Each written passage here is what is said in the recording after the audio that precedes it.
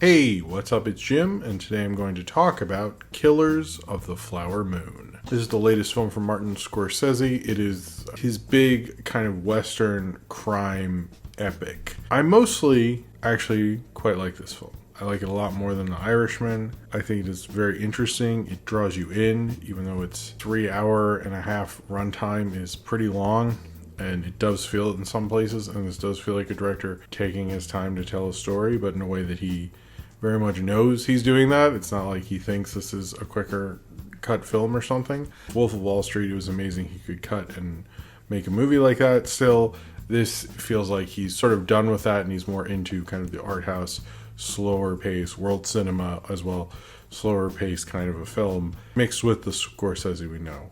And I'm surprised he can make this. This feels like a more natural progression of the guy from the 70s to now, I guess, in a sense.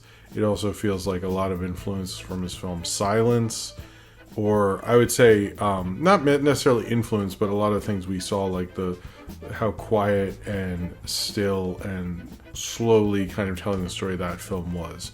I do like it when there's a new Scorsese film. It is an event if you're into movies and like cinema and like all of cinema, and he's always been a major figure as someone who's gotten into movies from a personal journey through Martin Scorsese to just like who's a major director, and he is who comes up. He has an amazing filmography, and this seems to fit very well into it. I almost look at this and this last couple of years as him sort of like almost checking off boxes of things that would be great to happen in a Martin Scorsese film. And Robert De Niro and Leonardo DiCaprio, the two actors who are most known for being leads in his films, together was quite an event for me. And I don't think that will disappoint at all. It is pretty amazing seeing them like together acting one another under the direction of Scorsese is like pretty great.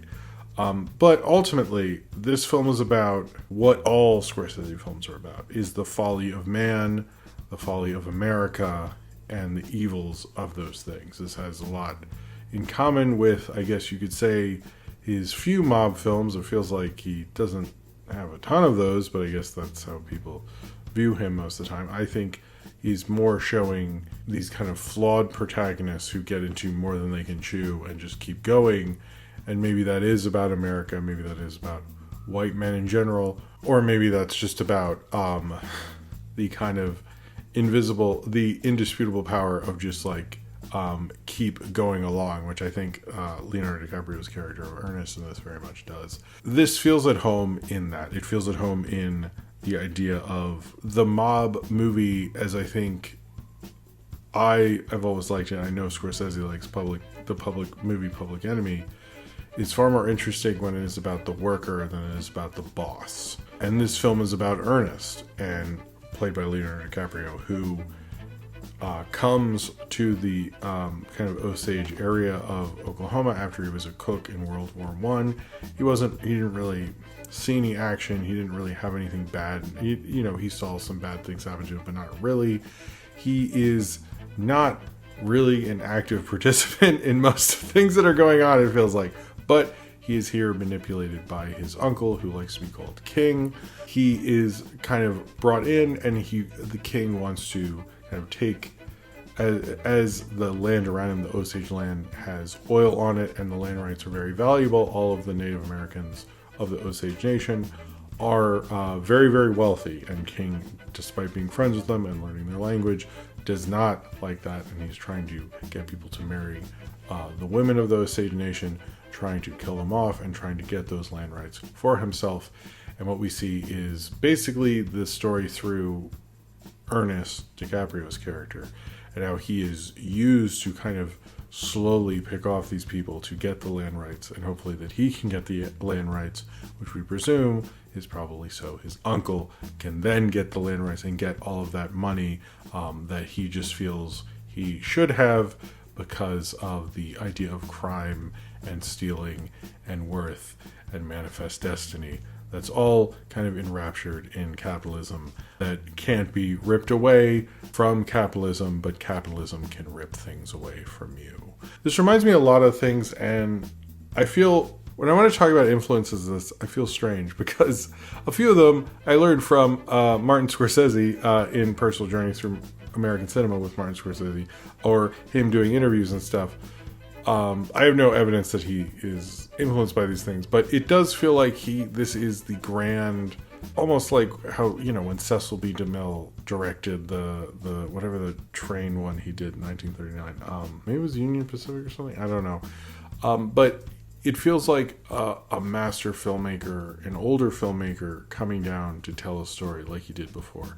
But unlike, let's say, Spielberg with The Fabelmans or all these directors looking at their past, I don't think Martin Scorsese, although I actually think if he made a film about him in his early years of filmmaking, that would probably be like really good. He doesn't seem to be nostalgic for the past in terms of the hero worship that America likes to do. Like back then men were men and women were women or something.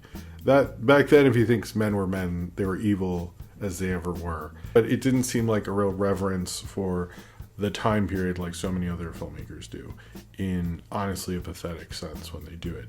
This feels like someone who is very critical of what happened and looks at this as a crime and looks at this as a systematic injustice, while at the same time looking at the character of Ernest and his almost, I think he was just going along with it, but at the same time like actually loves his wife, seems to have some respect for these people while also trying to destroy them. He's very much someone who just keeps going along day to day.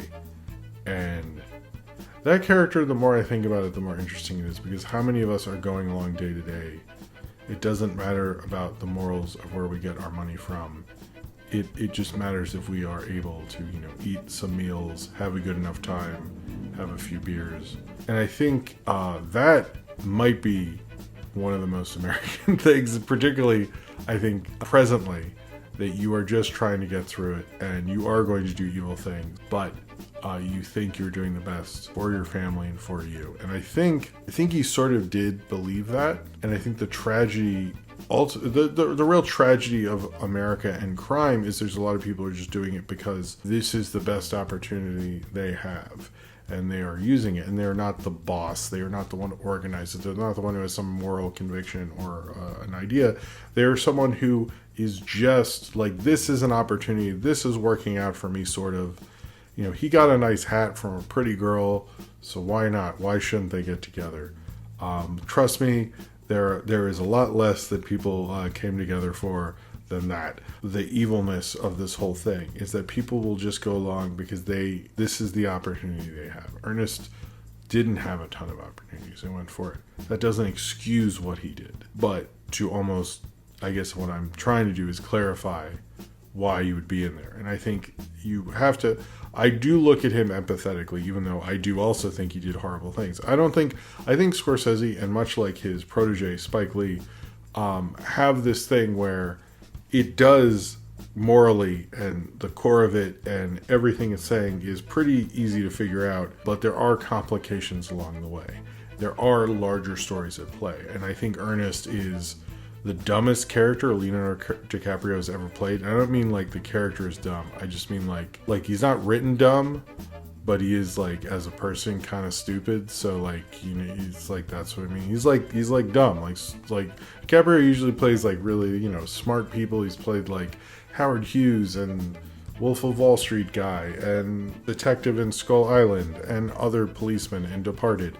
And those guys seemed kind of smart and stuff, probably smarter than I just did right then. But I do think that is part of the evil of it, is like this plan is set in motion and he is along for the ride. I don't know if he has any real moral convictions of anything.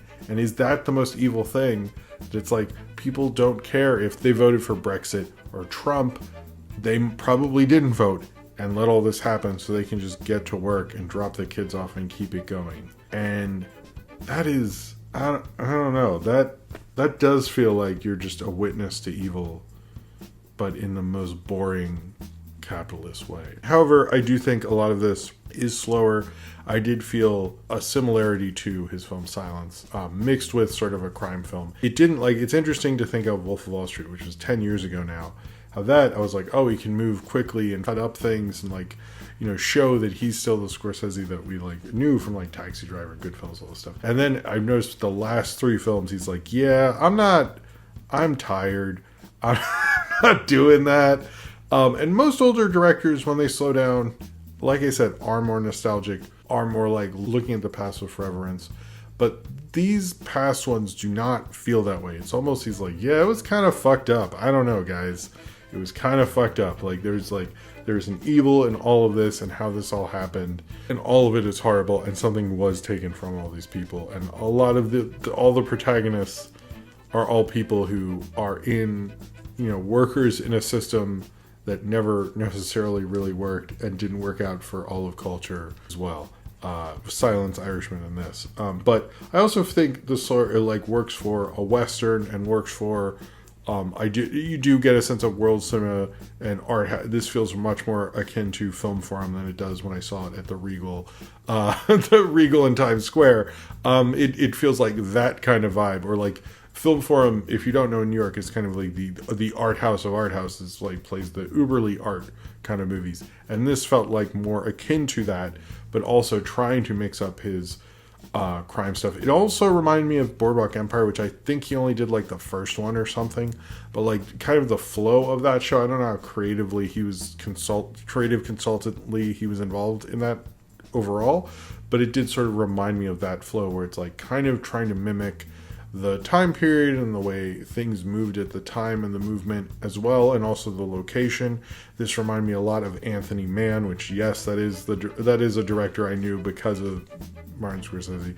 And maybe my explanation is verbatim from him, so I'll just say it anyway. Anthony Mann, I don't know, maybe it is. I forget if this is a personal. It's been a while since I watched it. But he used location to show more of a melancholy and more of a kind of the mood of the location will almost reflect the mood of the film in certain cases. I think the moodiness that we would eventually get with Sergio Leone, Anthony Mann, sort of the kind of gateway from what you would see with Ford and modern Western, the Hollywood Western, to the spaghetti Western. And I got that in this. Like, I don't think this is a spaghetti Western, Killers of the Flower Moon, but I do think the way it used the location, like these huge plots of land and stuff, kind of this constant reminder of what the gold is, and the gold and the money that all these, and the power that these people want is all of this land, and it's like a constant reminder. It's shot by Rodrigo Pietro, who also shot Barbie, and you can't tell, but this is a great TV. He can do both and do both so excellently. I think, can you just get a special Oscar for like doing real good? As well as the score from Robbie Robertson, which had this like constant, like, I actually quite liked it, and I forgot because I'm stupid. Robbie Robertson did the score, but it has this like constant like boom, boom, boom, boom, like this constant sense of dread and creeping up on you, and kind of like this drive to it that I think it really drives through the score. It plays with the movie and plays with the idea that they are getting away with something, like feels like someone tiptoeing and plotting and slowly taking your shit without you noticing as they slowly step closer and closer to you and taking you out. It really added an element I quite liked to this film. Robert De Niro and DiCaprio together was just kind of a dream. They're both great together. They're both playing against type, which is interesting, but I feel like it works better because of Scorsese. DiCaprio is quite good playing sort of against type, and I quite liked him in this. I think really this film is DiCaprio and Lily Gladstone. Lily Gladstone gives such an authenticity to all of her characters. You never question them, you believe them, you know that they're real and full, and she's so good in this film. I saw her in Certain Women before this, and she just has that, I don't know, I know the film explains like that the Osage people spoke a certain way and stuff to sort of explain almost her performance, it felt like, but I felt like it communicated that so well, and she felt real. You understood why they liked each other, you understood all of that, and I thought that was quite nice. But she just brings such an empathetic, real sense to her performance that you can see her as a real person. Like, it almost to me feels like she is Molly, and everyone else who is a big movie star around her. I know that's De Niro playing this guy, I know that's DiCaprio playing this guy, and maybe you can never get rid of that. But with her, it felt more so like you're watching someone from a smaller movie. I know she's done a lot of Kelly Reichardt stuff, and I felt like her even way of acting is much more like that. And I quite liked that mixed in with the Scorsese. It also worked with, like, I think the mood and the flow of the entire film. And she almost felt like a kind of the thing that was weighting the whole film down into the tone that it needed to be. But De Niro was good as this kind of king, like big evil mastermind behind the whole thing. DiCaprio was just, I think, really brought a real thoughtfulness to something that, you know, maybe Jesse Plemons could have played that part, and he could have played Jesse Plemons' part, and all those things. But I think DiCaprio like shows why he should be there. I like this a lot more than The Irishman to quite a bit, actually. I didn't really care for that movie, but this I do like a lot. I think it's one of his better ones of the past decade. I think it works a lot better than Silence and The Irishman. And maybe even Wolf of Wall Street. I came a little more positive from that. I don't want to go up against the big ones because those are huge classics that as soon as I knew what good movies were, those were the films I had to see and had to, you know, that's sort of like, I don't think it's as good as the great classics of all time or anything, but I saw it once and it's been like just now that it came out, so maybe like let's like chill on that one. In my mind, I've seen people put it in like their top fives. I'm like, okay, I don't know about all that, but the length it's very long. I picked an aisle seat so I was prepared to go to the bathroom. So I wasn't interrupting people. But I do also think that there are certain times where it's like reiterating a point. Was that necessary? In some cases, I don't necessarily think it was. Like, I think there's certain times where, like, should DiCaprio, do this thing on trial? Should he not? Blah, blah, blah. I'm like, you could have figured, like, it just felt like we spent too much time on certain things. I don't think it should have been like an hour shorter, or like we get it after the first 30 minutes. I think like a rough estimate, I guess, maybe like 20, 30 minutes, really. I think overall it really, really worked. And those 20, 30 minutes might have gotten like, okay, I get it, you're taking your time with stuff kind of thing. But it didn't, like, I wasn't like, oh, this movie. I was just like, okay, I guess we're like dwelling on this too. It just felt like a little flabby. I guess you could say, it does feel like with these streamers, like they kind of don't question a lot of these directors. But if you're going to not question Martin Scorsese, I mean, I sort of get it. So that's fine. But I think as a whole film experience, I did get to see this in theaters. I was happy I got to see it in theaters. I think it was beautiful in the theater. I thought it was quite the experience. It was hard to figure out how to schedule this in my life, so I don't know if like that will really work for most people. But if you do, I think it's a worthwhile experience. But this is a slow film. It is a patient film. It is a quiet in a lot of places film. It is slow moving in a lot of ways. I think it is overall rewarding, but I think the point of it is less that like, yeah, I could have figured all this shit out right away and like, good for you. That's the point. Isn't that you're right. I hope people get that. I know a lot of people do. The point of this film is to show the slow plottingness of this infrastructure to take these people down until the FBI in their newest form eventually come in to stop them. It is the monotony of capitalism that takes you down, not the sudden gunshot to the head. I mean, that also takes you down, but like for most people, and the bigger crime is always the slow drip that they take from you every day. And that is really the point of the whole thing, is that like, he marries her, he slowly goes through her family members, and eventually, like capitalism, like that you had to make an agreement with it, like you had to find a way to get it to work for you, and how you slowly drip away and you slowly think it's okay until one day it's sort of all gone. And what did you ultimately get from that, I think, is the overall message of this film. Is it more complicated than that situation? Is it more complicated than saying that? Yes. But I think Killers of the Flower Moon is showing you how it can all be slowly approached from you from that. And I don't think there's anything you can do to stop it. And maybe when you do, it'll just come back in another form, but at least you got it away from you at the time. That is ultimate reason why it was all put in place, was to take something from you and just feel that that was the accepted way to do it. So if you've seen Killers of the Flower Moon and you would like to talk about it, then comment below in the comments and subscribe if you would like to.